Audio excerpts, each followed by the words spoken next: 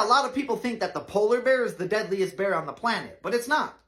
It's that guy. Meet the sloth bear. Now, they only get up to 6 feet long and 300 pounds, so they're not that big for a bear. But they make up for it, like having 3-inch claws, which are the largest claws of any bear compared to its size. Or these monster canine teeth.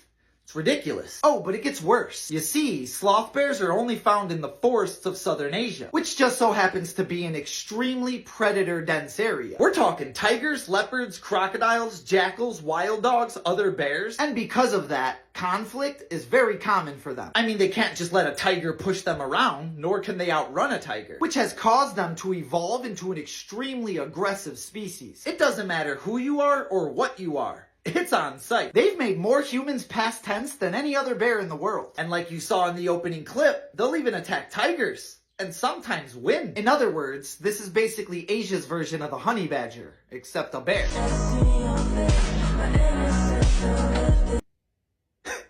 I would not touch that thing if I were you. That is not your average fish. Meet the electric catfish. They're native to Africa. And basically, it's like a regular catfish, but with the powers of Thor. They are fully carnivorous electrical hunters with a shock strong enough to stun an adult human. But the most shocking part is how they hunt.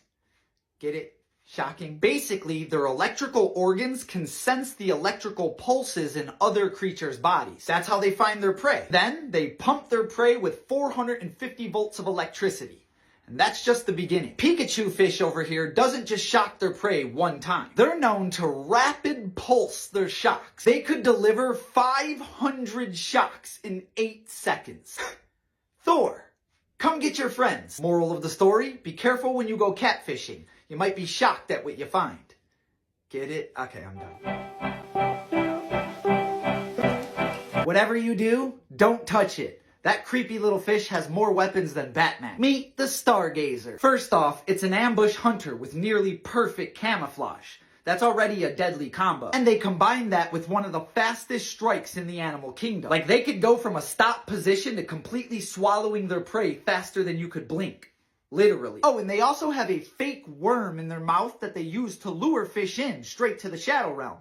It's really unfair, but no worries. It gets worse. Since they're basically invisible, they're really easy to step on, which is a huge problem because running all the way down their back and sides are venomous spines. And a sting by one of them is said to be one of the most painful in the animal kingdom. Like, you could go into shock. Oh yeah, speaking of shock, did I mention that they also wield the power of electricity? Like the electric eel, they have the ability to electrocute their prey with enough power to completely knock it out. That is, if they don't, how do the kids say it? Send it to a better place. Moral of the story, the next time you're on a beach, beware of that face looking at you from the sand. You don't want those problems. I know it's a cactus, but the bird's fine.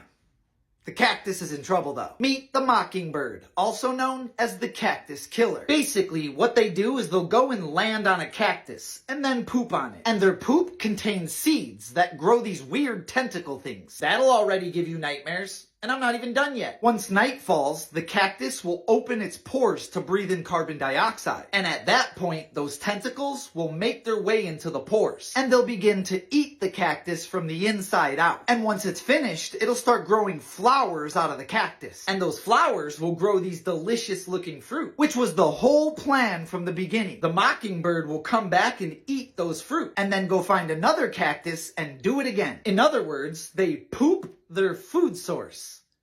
I can't tell if that's awesome or gross. Moral of the story, if you ever see a cactus that looks like this, just remember, a mockingbird pooped on that.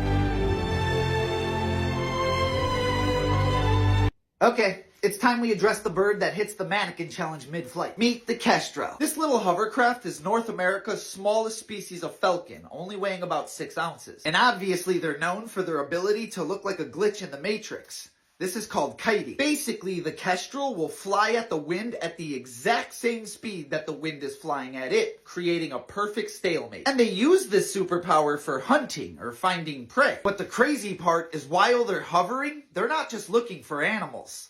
The kestrel has another superpower. Have you ever seen those blue lights that people use to find dirty secrets? Well, the kestrel can see UV light, so they basically see everything like it's under a blue light. So when they're hovering, they're also looking for big patches of urine, or trails of urine. That's how they know where the animals are. And they could just follow these trails straight to the animal.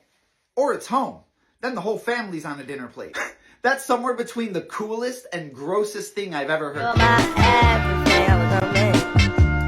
Nope, you're not tripping. That thing is basically Michael Phelps. With wings. Meet the razorbill. Outside of looking like a futuristic penguin, they are birds, and they are skilled flyers, being able to fly 50 miles an hour. However, unlike most birds, they spend most of their time in water because they're quite literally built for it. First off, they could dive 300 feet underwater. I should not be seeing wings 300 feet underwater. On top of that, they're amazing at holding their breath, and they can swim 10 feet per second. Sounds like a fish to me, and that's not even the best part. Since they spend most of their time in water, their whole diet is fish. And they have these special serrated beaks that lock the fish in place. That way, they could catch multiple fish in one dive without losing any. In fact, there's been reports of people seeing them leave the water with over 10 fish in their mouth. That's a 1,000% hunting success rate. I like this robot penguin. Everyone always asks, what's the largest animal I think I could take in a fight? This. Confidence is key.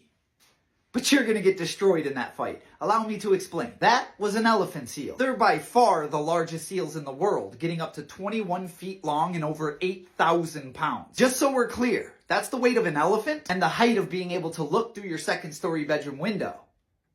New fear unlocked? Check. On top of that, Mother Nature thought it was a good idea to make King Kong here a fully carnivorous apex predator. And they hunt everything. Octopus, squid, rays, eels, or in this case, a great white shark. And they find their prey by using retractable whiskers that could detect motion anywhere in the water around them.